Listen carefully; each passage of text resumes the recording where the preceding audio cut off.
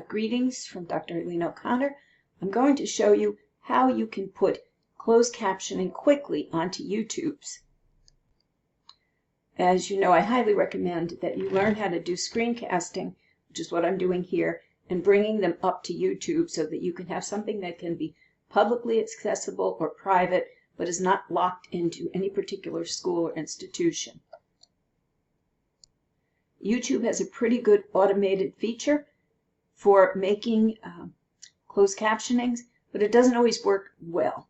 So they keep on working on it. It's computer generated, but what you do is you go into your studio, and that I have to cover that someplace else, but you go under subtitles, and here are my different recent videos, and the one that I want to subtitle is going to be Young Children in Tech. Now the first question is what language you want, and so I want English. Oops, and I think I'm going to take United States English. I've been here before. I said make this the default for my channel.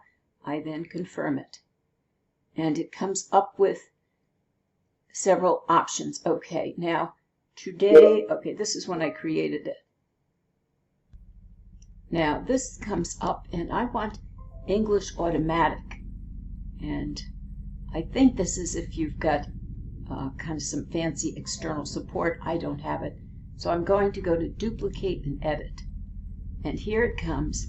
It's always a little embarrassing to see how many ums and ahs and stuff you have, but generally it does a pretty good job of picking up your text that you stated, but it doesn't do punctuation. So I just scrolled up. I'm going to go now and make some changes here, and I will come back in a moment. All right, so I went through the entire text that was shown to me, and I see how many times I say and. Gets annoying, but now I'm finished with this, and let me move myself out of the way once more. I just raised up my screen to find it. Here's what I want, the Publish button. Now, what I just discovered from doing this momentarily before I started, it seemed to publish it pretty quickly, but you've got to figure there's some time for the computer to do the setup. So if this has all worked properly, when I go back into this particular video, I should be able to bring up my new and improved closed captioning. I'm not 100% sure of the next step here, and with technology you have to be willing to take some risks. I see I can edit here, but I'm going to go over here and click and see whether it's got my new work here.